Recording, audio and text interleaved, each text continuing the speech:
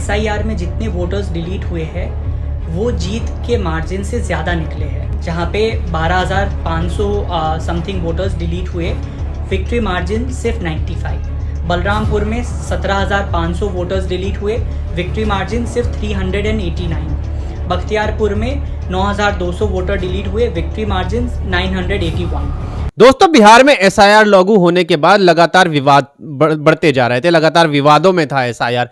लेकिन अब जब बिहार का रिजल्ट आ गया है, उसको देखते हुए अब सारे सबूत भी एक एक करके सामने आने लगे हैं। एक वीडियो मैं आपको दिखाऊंगा जिसमें साफ बताया जा रहा है किस तरीके से किन सीटों पर वोट काटे गए और वोट कटने के बाद भारतीय जनता पार्टी कितने आराम से उस सीट को निकाल के ले गई, उस एनडीए सरकार बन गई, एनडीए ने उन सीटों को जीता। वो सारी सीटें इस वीडियो में दिखाई गई है, सारे आंकड़ों के साथ, सबूत के साथ खुलासा हुआ है कि कैसे धांधली की गई, कैसे वोट चोरी किया गया। पहले वोटों को काटा गया, वोट काटने के बाद उतने वोट वहां से बढ़ाए गए और 200-300 वोटों के मार्जिन से ही उन सीटों को जीता गया। यानी कि उन वोटों को काटा गया जो विपक्ष के थे, जिनको सरकार को पता था कि इस खेमे से या इस ब्लॉक से हमें वोट नहीं आता है, जब हम पेटी खोलेंगे तो यहाँ से हमें वोट नहीं पड़ता हुआ मिलेगा, तो एक काम करो उन वोटों को ही काट दो, क्योंकि ना वोट डलेंगे ना हमारा आंकड़ा पीछे रह पाएगा। तो कितनी आसानी से वोट चोरी कर लिया गया। इस वीडियो को आप देखें, सोशल मीडिया पर ये जो है वीडियो वायरल हो रही है। कांग्रेस समर्थक है, उन्होंने ये आंकड़ा दिया है, मतलब जनता खुद ही जागरूक हो रही है और खुद ही आंकड़े निकाल के बता रही है कि कैसे धांधली करी गई और कैसे जो है सारा चुनाव जो है जीता गया, कैसे जो है एक मोदी लहर दिखाई गई। और ये मीडिया में चलना शुरू हो गया कि पहले तो 50 साल की बात होती थी, अब 100 साल तक मोदी, योगी को और अमित शाह को हराने वाला कोई पैदा नहीं हुआ। यानी कि मोदी जी के बाद दूसरे नेता जो हैं, अमित शाह है या योगी जी, ये प्रधानमंत्री की रेस में जाएंगे और 100 साल तक इन्हें कोई हरा ही नहीं सकता, बिल्कुल नहीं हरा सकता। क्योंकि जब सारा जो है सरकारी तंत्र आपके साथ है, ज्ञानेश कुमार जी ने कह दिया है, जब तक मैं जिंदा हूं हम कोई धांधली नहीं हो सकती, कोई पकड़ नहीं सकता मुझे, क्योंकि सिंपल है, मैं जीतने ही नहीं दूंगा विपक्ष को। अगर मैं जीतने दूंगा जब तो आप मुझे हटाओगे, जब तो मेरे पे कोई कार्रवाई करोगे। मैं जीतने ही नहीं दे रहा, कर लो जो करना है, उखाड़ लो जो उखाड़ना है। पहले आप ये वीडियो देखें, कैसे इस वीडियो के अंदर एक एक करके भाजपा की या ईसी की, इलेक्शन कमीशन की जो चोरी है, जो फर्जीवाड़ा है, वो उजागर किया गया है। तो आप ध्यान से सुनना, 60 सेकंड में आप पूरी गेम समझ जाएंगे।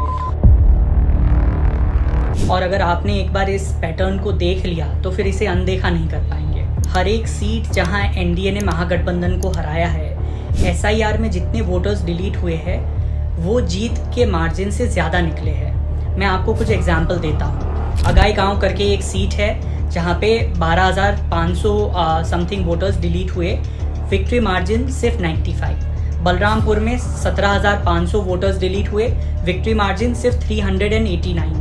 बख्तियारपुर में 9,200 वोटर डिलीट हुए, विक्ट्री मार्जिन 981।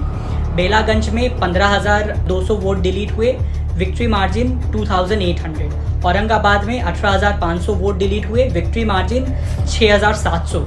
ये सारी सीट्स पिछले चुनाव में महागठबंधन के पास थी और इस बार एनडीए ने जीती है।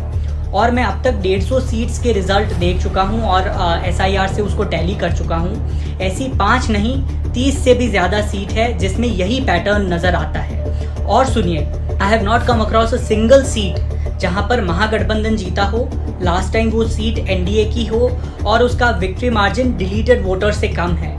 तो क्या ये संयोग था या ये प्रयोग था? ये बिल्कुल संयोग नहीं था। इसमें आप फर्दर डिग करेंगे तो एक और इंटरेस्टिंग पैटर्न निकल कर आएगा। जहां महागठबंधन जीत भी गया है वहां मार्जिन गिरा है जहां जितना डिलीशन सबसे ज़्यादा हुआ है। फॉर एग्जाम्पल, ब्रह्मपुर करके एक सीट है, लास्ट टाइम आरजेडी के शंभुनाथ यादव जीते थे यहाँ से 51,000 वोट से। इस बार उनकी विक्ट्री मार्जिन वो गिर के 3,000 हो गई और एसआईआर में यहाँ पे 16,000 वोट डिलीट हुए थे। उसी तरह आप देखेंगे विभूतिपुर करके एक असेंबली कॉन्स्टिट्यूएंसी है, लास्ट टाइम सीपीआईएम के अजय कुमार यहाँ से जीते थे 41,000 वोट्स के मार्जिन से।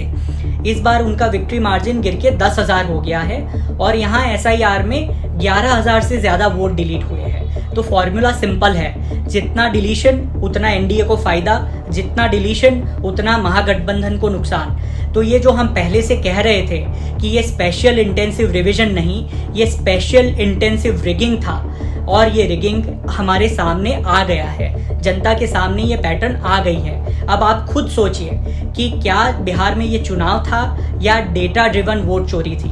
पैटर्न और जवाब आपके सामने है। तो देखा आपने, एक जनता, एक कॉमन मैन ये आपको आंकड़े दिखा रहा है और बता रहा है कैसे धांधली की गई है, कैसे चोरी की गई है वोट की, कैसे जनता को बेवकूफ़ बनाया गया है। इन सारी चीज़ों पर खुलासा किया गया। अब सबसे बड़ा सवाल यही खड़ा होता है कि अब चाहे शाम दाम दंड भेद, आप कुछ भी कर लो, कुछ भी कर लो, अब इन्हें नहीं हराया जा सकता। मैंने पिछली वीडियो में भी आपको दिखाया, इससे पहली वीडियो जो आज मैंने अपलोड करी है, कि किस तरीके से धांधली हुई है। आज तक के रिपोर्टर खुद खुलासा कर रहे हैं कि वोट चोरी हुई है और अब बताने की ज़रूरत नहीं है। हर एक बच्चा जान चुका है कि लोगों ने 2-2, 3-3 वोट डाले, दिल्ली में भी वोट डाले, हरियाणा में भी वोट डाले, उसके बाद जाके बिहार में वोट डाले। और मुझे लग रहा है वही लोग जो है बंगाल में वोट डालेंगे जाके, भाजपा के नेता बंगाल में वोट डालेंगे जाके और बाद में ये बोल देंगे कि अब हमने जो है बंगाल का रेजिडेंसी ले रही है, बंगाल में हम लोग रह रहे हैं, वहाँ के एड्रेस पे हम रह रहे हैं, हमने बंगाल को अपना घर बना लिया। जैसे ही बंगाल के चुनाव खत्म होंगे तो ये लोग यूपी पहुँच जाएंगे और वहाँ जाके बोल देंगे अब हमारा घर जो है वो यूपी है।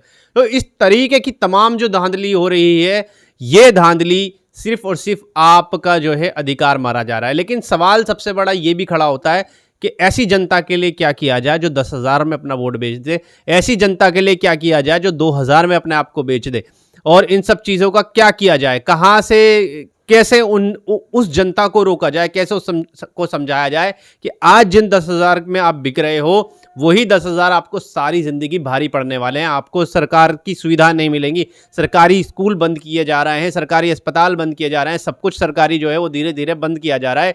10,000 में आज तुम जो खुश हो ना, तुम्हारे बच्चे मजदूर ही रहने वाले हैं, उससे आगे कभी तुम्हारी लाइफ नहीं बढ़ने वाली है। तुम वही डिजर्व करते हो कि मजदूरी करोगे दूसरे राज्य में जाने की, लेकिन अपने राज्य की सरकारों से नहीं मांगोगे। और जो लोग मांगेंगे वो लाठी खाएंगे, जो बच्चे सड़कों पर उतरे हैं उन्हें लाठी डंडे मिल रहे हैं। अब कांग्रेस नेता सुप्रिया श्रीनेत ने भी इस पर एक वीडियो जारी करके कहा है कि किस तरीके से धांधलीबाजी हुई है। उस धांधली को भी आप देखिए और समझिए कि आपका एक वोट आपको कैसे पीछे लेके जा रहा है, आपकी नस्लों को खराब कर रहा है, आपके परिवार को खराब कर रहा है। उन वोटों में जिस तरीके से आप अपने आप को रिश्वत में 10-10 हज़ार रुपये अकाउंट में जो आपके आ जाते हैं, उनसे आप खुश होकर अपना पूरा भविष्य बेच दे रहे हो। 2 शब्द राहुल गांधी पे कहना चाहती हूं, लेकिन अगर आप उन लोगों में से हैं जिनको लगता है कि बिहार में पूरी तरह से निष्पक्ष चुनाव हुआ है, स्वतंत्र चुनाव हुआ है, पूरा ट्रांसपेरेंट और इंडिपेंडेंट प्रोसेस रहा है, तो आप ये वीडियो बिल्कुल मत देखिए, क्योंकि ये वीडियो आपके लिए नहीं है। लेकिन अगर आप उन लोगों में से हैं जिनके अंदर ये समझदारी है, जिनको समझ में आ रहा है, जो देख रहे हैं और ये मानने को तैयार नहीं है कि 90% से ज्यादा स्ट्राइक रेट बीजेपी और उनके घटक दलों का नहीं हो सकता है, तो इस वीडियो को अवश्य सुनिए। अगर आपके मन में भी यह सवाल आता है कि इतने पलायन, इतनी बेरोजगारी, महंगाई और इतनी कानून व्यवस्था के ध्वस्त होने के बाद 90% स्ट्राइक रेट आना असंभव है, तो यह वीडियो असल में आपके लिए ही है। क्योंकि बिहार में जो चुनावी प्रणाली की धज्जियां उड़ाई गई हैं वो सारे देश के सामने है। जो संविधान में निहित एक व्यक्ति एक वोट की धज्जियां उड़ाई गई हैं वो भी सारे देश के सामने है।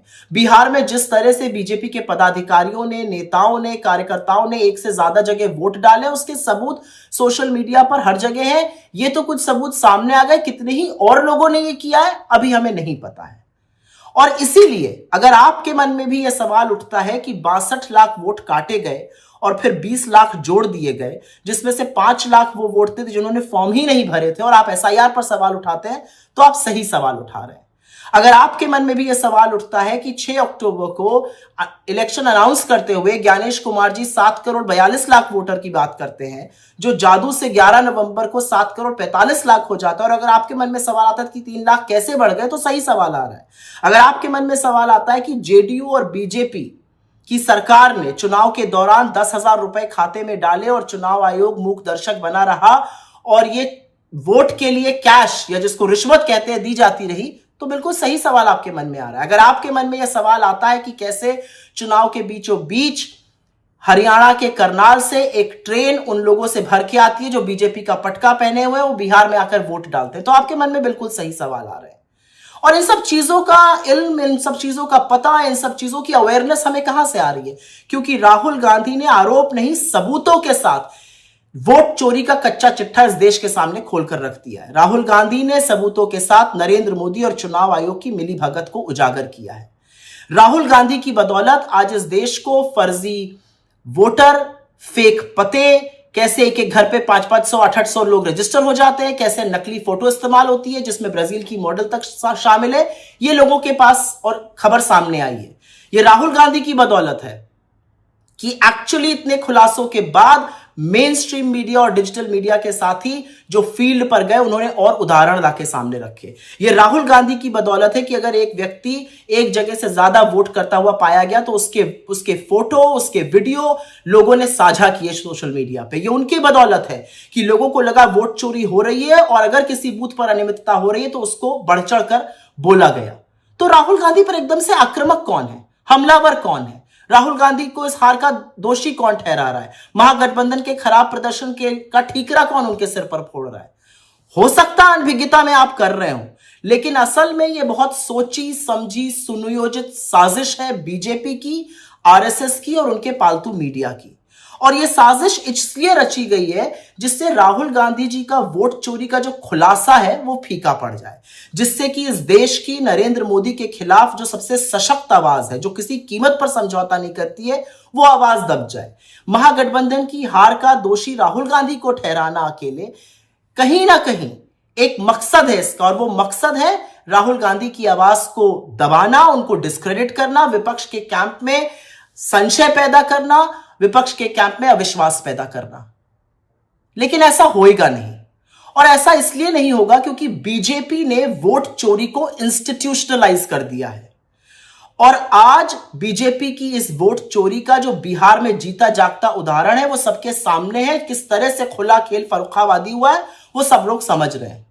एक बात याद रखिएगा, ये 2014 नहीं है, ये षड्यंत्र चलेगा नहीं। राहुल गांधी ने इस देश के सामने सबूतों के साथ सच रखा है, और वो सच है नरेंद्र मोदी और चुनाव आयोग की मिलीभगत से होती वोट चोरी का।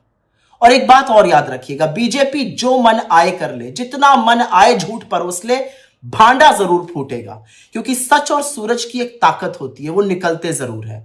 और फिर सच का एक ही सिपाही चाहे अकेले क्यों ना खड़ा हो। To Rahul Gandhi's credit, the country knows about vote chori today. The country knows how the system is being manipulated. The country knows what has happened in Bihar. And which is why to hold him responsible is what the BJP is doing. Don't fall in their false narrative.